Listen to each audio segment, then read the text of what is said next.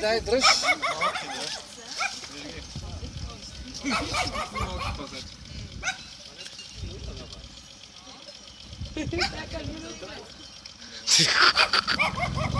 Да, бяха.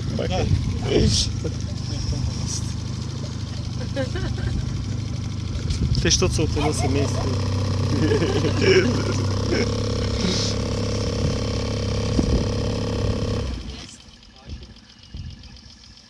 То си взем мляко и сирене. И сирене? И сирене сега правя. Мале. Пасен, домашно.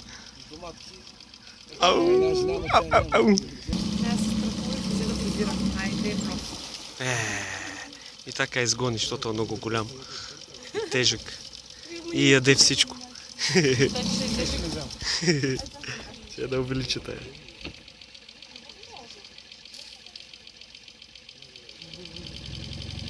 Много се сладиш по тия косове. Аз тези, които са хозени, ми ще много съм това тях. Те са... Да. Имаше една, помниш, една се чехниха ме обречишки пускали на пътя. Бяха напускали от тези чернобузести, ама викахме от тези биолозите да ги изловиха, някои от тях. Една беше останала тук, сума ти време я дебнахме, като мина с туристи, тя е тук на 1 метър, дето се вика мога да я фана. Като се върнем обратно да я фащаме, да я такова още отдалече се крие. А чернобузестата, това е тази американската, дето я продават, тя нелегално я продават, тя е забранена в цял свят. Това е абсолютният хищник. Той е в състояние да погуби цели популации на риби, на други костенурки, на такова. Стига, бе, каква? 5-6 бяха фанали. И миналата, и по-миналата година.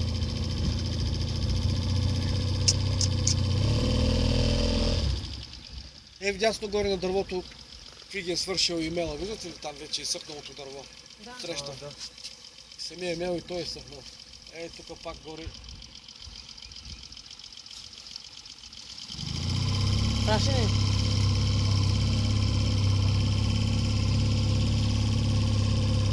Дето се чудихме какво е това зайче.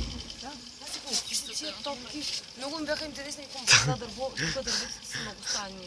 Имате и друг цвят за зеленина.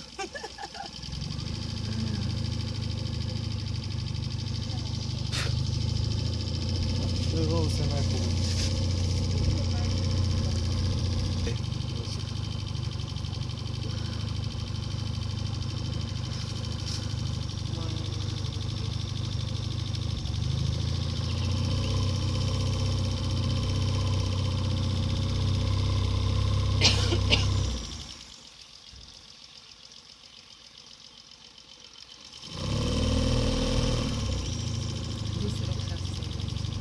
Какъв сироп ли? Да, не забравям.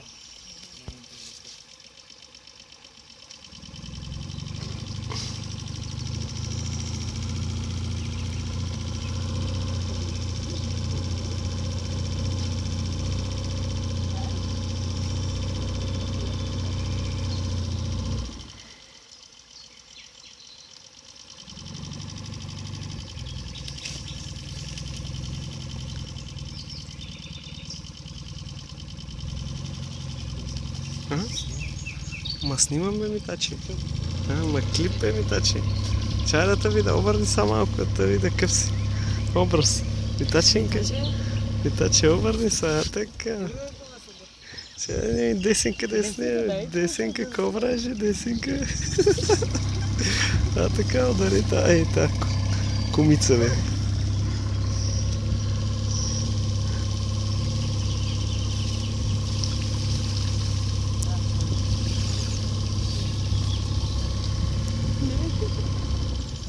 Гледам за това червеното водно конче, но не мога да видя.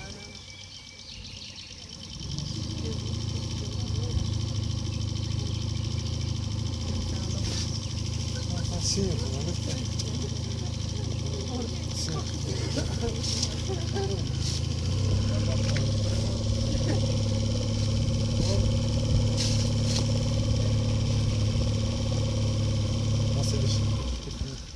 Къде, бе?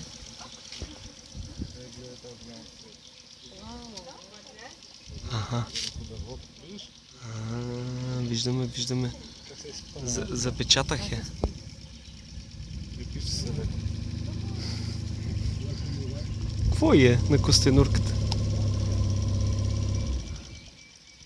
Там горе на указателните табели, по-голямата, това е даден размаха на няколко вида птици. Който отиде горе, като се разпее. Дива котка много често тук се появява, тук е реала, но... Това вече случайно го е. Дива котка. Има много тук.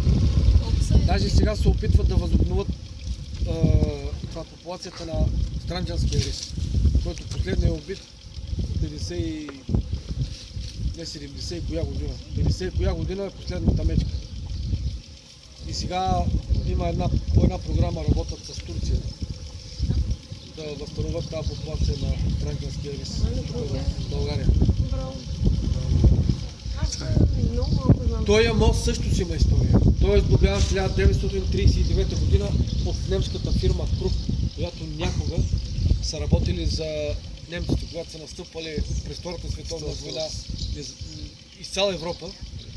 И на места, където е имало такива реки и блата или труднопроходими, са правили такива мостове, са сглобявали, за да могат да се прекарат тежката техника. Този мост, той си има щемпели на него.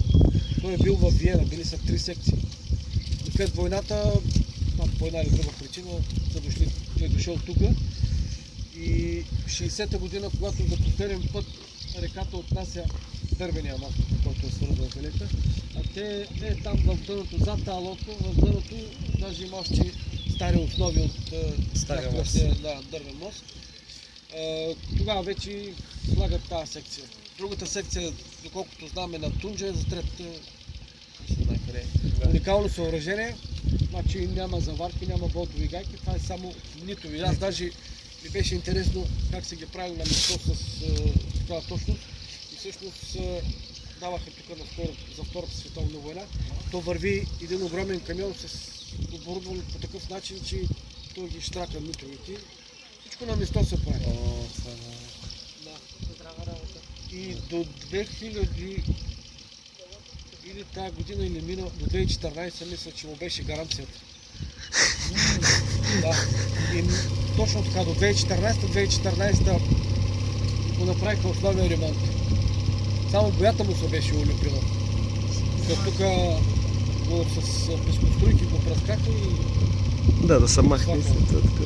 Да, тук реката горе